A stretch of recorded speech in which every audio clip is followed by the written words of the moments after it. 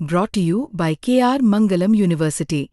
We provide you the platform to turn your dreams into reality. Give wings to your aspirations with KR Mangalam University.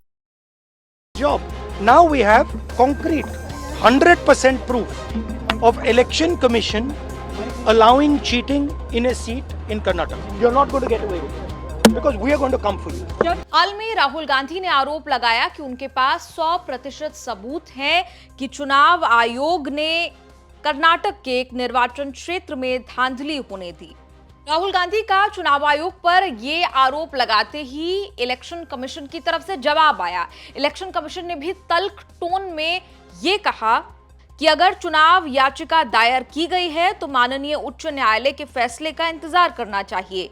अगर ऐसा नहीं हो पा रहा तो अब बेबुनियाद आरोप क्यों लगा रहे हैं। दरअसल राहुल गांधी आरोप लगा रहे थे गुरुवार को, जिस दिन राहुल गांधी की संसद के बाहर पत्रकारों से बातचीत हुई, एसआईआर को लेकर सवाल उठाए गए तो राहुल गांधी ने ये टिप्पणी दी। उन्होंने एक दावा किया कि कांग्रेस के पास इस बात के 100% सबूत हैं कि चुनाव आयोग ने कर्नाटक के एक निर्वाचन क्षेत्र में धांधली होने दी। राहुल गांधी ने चुनाव आयोग को चेतावनी भी दे दी थी कि वो इससे बच नहीं पाएंगे, क्योंकि हम ऐसा नहीं होने देंगे, आपके पीछे आएंगे। बहुत सीरियस मैटर है। Election commission is not functioning as the election commission of India. Today they made some statement. This is complete nonsense. Right? The fact of the matter is that election commission is not doing its job. Now we have concrete 100% proof of election commission allowing cheating in a seat in Karnataka. Not 90%. When we decide to show it to you, it is 100% proof. Okay? And we just looked at one constituency and we found this. And I'm absolutely convinced that constituency after constituency, this is the drama that is taking place. Okay? Thousands and thousands of new voters. New voters. How old are they? 50, 45, 60, 65. New voters.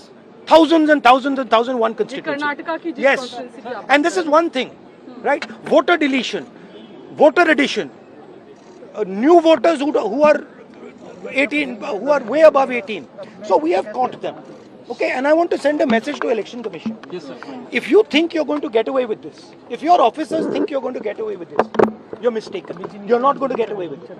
Because we are going to come for you. अब इस पर चुनाव आयोग का पूरा जवाब आपको बता देते हैं। चुनाव आयोग की तरफ से कहा गया, जहां तक कर्नाटक लोकसभा 2024 की मतदाता सूची की बात है, कर्नाटक के डीएम या सीईओ के पास एक भी अपील दायर नहीं की गई थी, जो आरपी अधिनियम 1950 की धारा 24 के तहत कांग्रेस के लिए उपलब्ध एक वैध कानूनी उपाय है। जहां तक लोकसभा चुनाव 2024 के संचालन की बात है तो 10 चुनावी याचिकाओं में से आरपी अधिनियम 1951 की धारा 80 के तहत कांग्रेस के लिए उपलब्ध कानूनी उपाय के रूप में किसी भी हारने वाले कांग्रेस उम्मीदवार की ओर से एक भी चुनाव याचिका दायर नहीं की गई थी। इलेक्शन कमीशन हैरान है कि सीईसी के खिलाफ इस तरह के निराधार और धमकी भरे आरोप क्यों लगाए जा रहे हैं, और वो भी अब। इस पूरे मामले पर कर्नाटक के मुख्य निर्वाचन अधिकारी ने भी अपनी प्रतिक्रिया दी। इस पूरे मामले पे कहा कि जैसा कि भारत के चुनाव आयोग की ओर से पहले ही सूचित किया जा चुका है, मतदाता सूचियां सभी मान्यता प्राप्त राजनीतिक दलों के साथ साझा की जाती हैं। विशेष संशोधन 2024 के दौरान, जो लोकसभा आम चुनाव 2024 से पहले किया गया था, सभी 224 विधानसभा क्षेत्रों की मसौदा और अंतिम मतदाता सूचियों की प्रतियां कांग्रेस सहित सभी पंजीकृत और मान्यता प्राप्त राजनीतिक दलों के प्रतिनिधियों को प्रदान की गई। मतदाता सूचियों के मसौदा और अंतिम प्रकाशन के बीच विचार के लिए 9,17,928 दावे और आपत्तियां प्राप्त हुई। कानून के अनुसार मतदाता सूचियों में गलत नाम जुड़ने या कटने के विरुद्ध अपील दायर की जा सकती है, हालांकि कोई अपील प्राप्त नहीं हुई। राहुल गांधी लगातार चुनाव आयोग पर निशाना साधते हुए सवाल खड़े कर रहे हैं कि चुनाव आयोग दरअसल चुनाव आयोग की तरह काम ही नहीं कर रहा है।